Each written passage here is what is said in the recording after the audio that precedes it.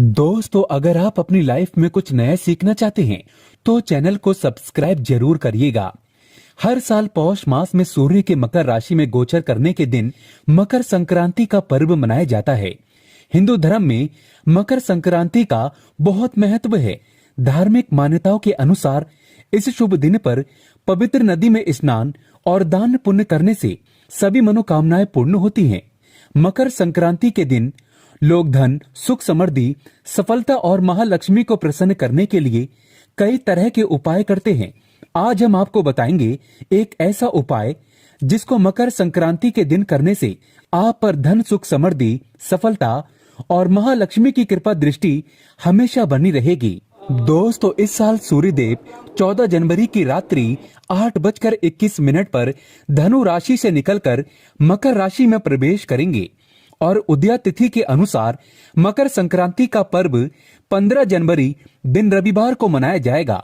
हिंदू ग्रंथों, पुराणों और महाभारत में मकर संक्रांति का उल्लेख मिलता है, जिनके अनुसार ऋषि विश्वामित्र ने इस उत्सव को शुरू किया था।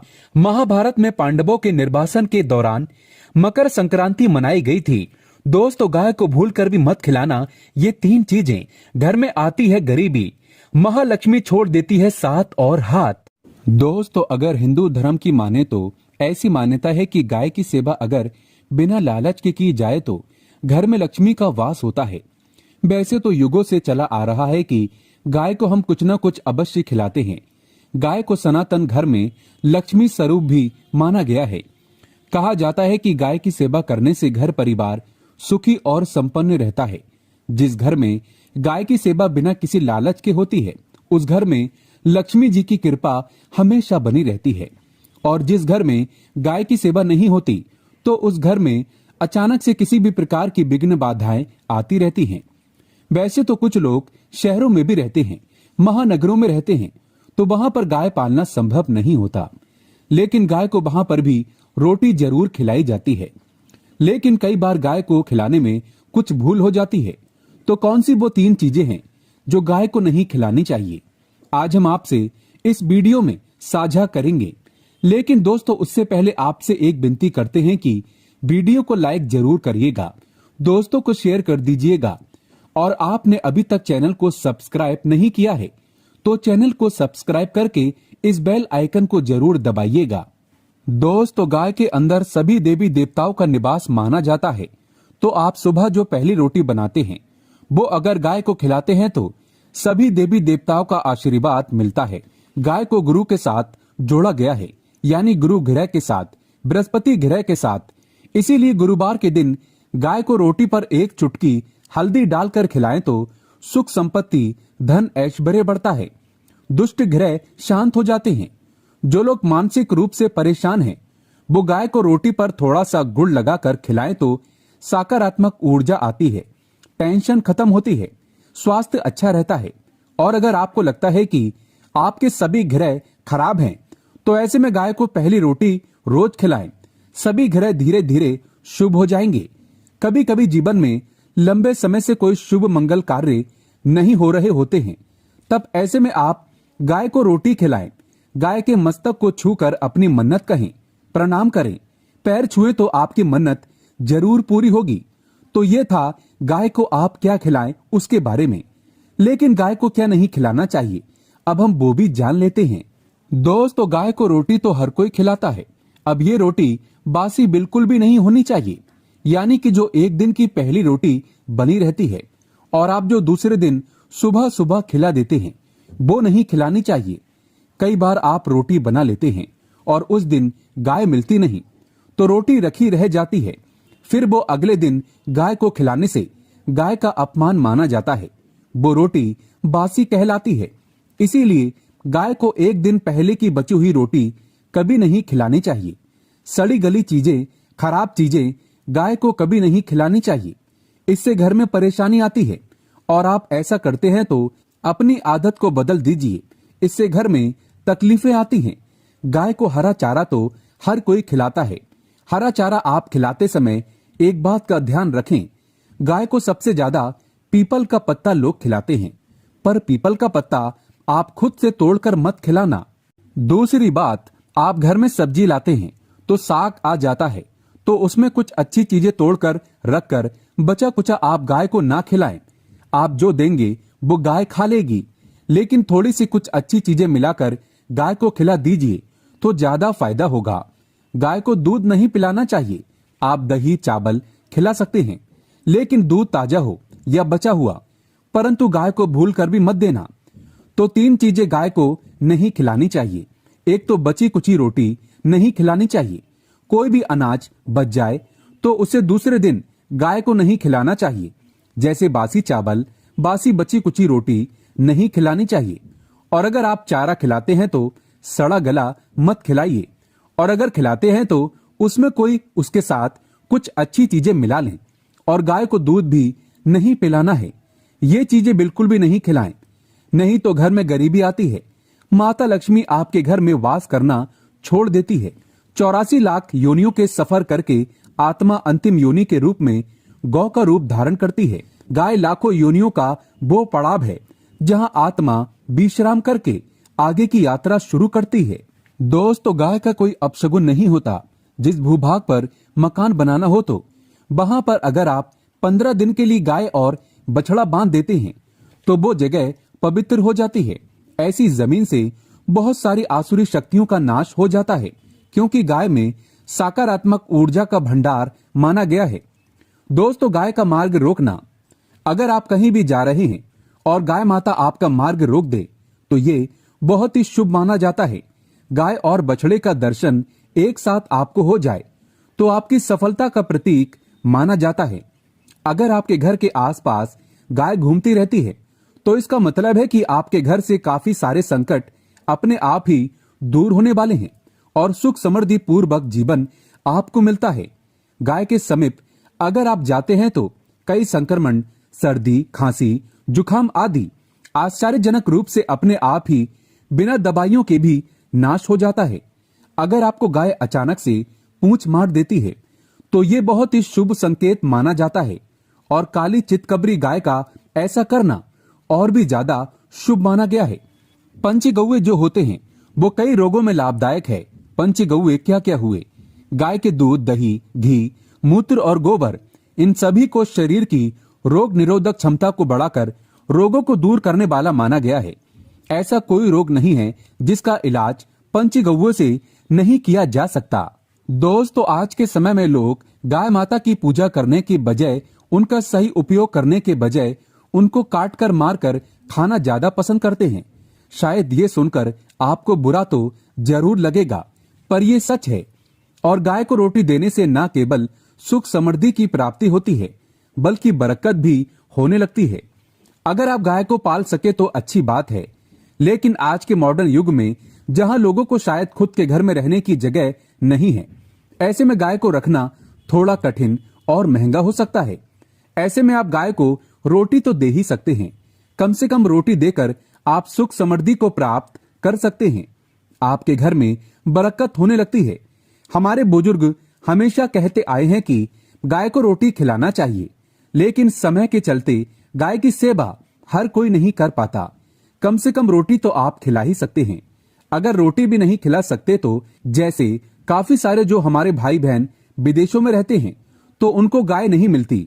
वो पूछते हैं कि हम कैसे गौ सेवा करें। आप ऐसा कर सकते हैं। आप गाय के नाम के पैसे निकालते जाएं और फिर आप चाहें तो कभी इंडिया आए तो आप गौशाला में दान दे दें, या फिर आप चाहें तो वहीं पर किसी गरीब को गाय के नाम की रोटियां खिलाएं, या फिर किसी भी अनाथ आश्रम में चले जाएं, किसी वृद्ध आश्रम में चले जाएं, किसी भी दूसरे सफेद पशु को आप भोजन कराएं। ये भी आपके लिए बहुत ही अच्छा होने वाला है। कम से कम रोटी जरूर खिलाएं। दोस्तों, हमारे देश में कई जगह देखा गया है और कई लोगों का प्रश्न आता है कि हम झूठी रोटी गाय को देते हैं, क्या ये सही है या गलत है? हम झूठा खाना, बचा हुआ खाना गाय को खिलाते हैं, यानी कि जो बच जाता है वो गाय के हवाले कर दिया जाता है। तो आपको बता दें, रामायण काल में गाय माता को एक श्राप मिला था। उसी वजह से आज उनके साथ ऐसा हो रहा है। उसी श्राप की वजह से गौ माता में देवी देवताओं का वास होने के बाद भी उनको झूठा खाना पड़ता है। यहाँ तक कि गाय पॉलीथीन भी खाती है। हालांकि ये किसी भी लिहाजा से सही नहीं है। आपको बता दें, वाल्मीकि रामायण में सीता द्वारा पिंडदान देकर दशरथ की आत्मा को मोक्ष मिलने का संदर्भ आता है। जो लोग जानते होंगे वो जानते हैं कि वनवास के दौरान भगवान राम, लक्ष्मण और सीता माँ पितृपक्ष के दौरान श्राद्ध करने के लिए गया धाम पहुंचे। वहां श्राद्ध कर्म करने के लिए जरूरी सामग्री जुटाने राम और लक्ष्मण तो चले गए और सामान लेकर नहीं आए। इधर दोपहर हो गई, पिंडदान का समय निकलता जा रहा था। सीता माँ घबराने लगी। तभी दशरथ की आत्मा ने पिंडदान की मांग कर दी। अब गया जी के आगे फाल्गु नदी पर अकेली सीता जी मुश्किल में पड़ गई। उन्होंने फाल्गु नदी के साथ वट वृक्ष, केतकी के फूल और गाय को साक्षी मानकर बालू का पिंड बनाया और स्वर्गीय राजा दशरथ अपने ससुर के नियमित पिंड दान कर दिया। थोड़ी देर में भगवान राम और लक्ष्मण जब लौटे तो उन्होंने कहा कि समय निकल जाने के कारण मैंने पिंड दान कर दिया। बिना सामग्री के पिंड दान कैसे हो सकता है? इसीलिए राम जी ने सीता माँ से इसका प्रमाण मांगा। तब सीता माँ ने कहा कि जो फाल्गु नदी के रेत है, केतकी के फूल हैं, गाय और वट वृक्ष है, जो मेरे द्वारा किए गए श्राद्ध कर्म की गवाही दे सकते हैं। इतने में फाल्गु नदी, गाय और केतकी के फूल तीनों इसको मुकर गए। उन्होंने कहा, सीता माँ झूठ बोल रही है, सिर्फ वट वृक्ष ने सही बात कही।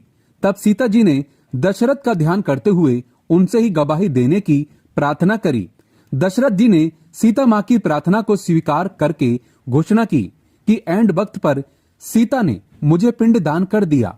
इस पर राम आश्चर्य हुए, लेकिन तीनों गवाहों द्वारा झूठ बोलने पर सीता जी उनसे क्रोधित हो गईं और उन्हें श्राप दिया।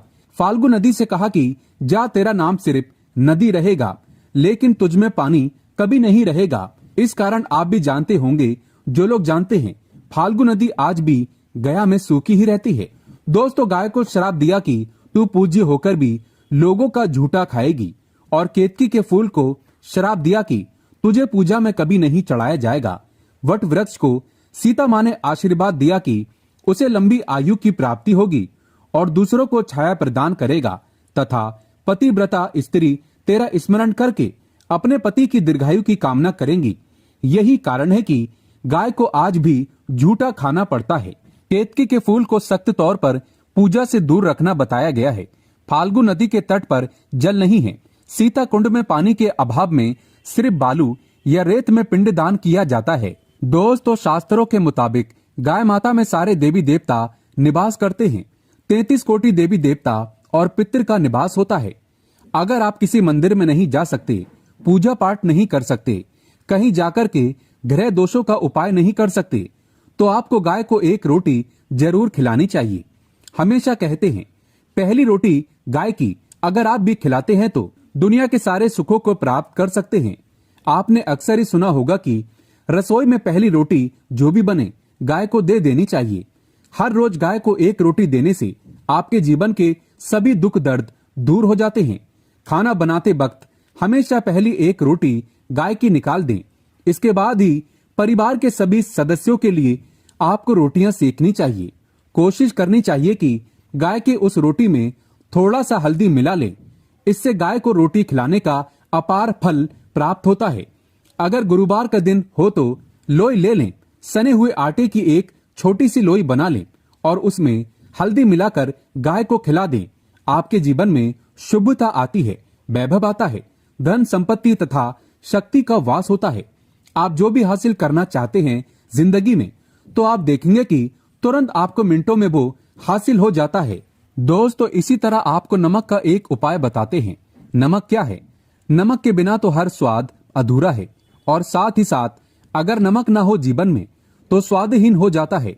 जितना हम खाने में नमक को जरूरी मानते हैं, उतना ही ज्योतिष में नमक को बहुत ही महत्वपूर्ण माना गया है और इसे कर्ज की वस्तु माना गया है।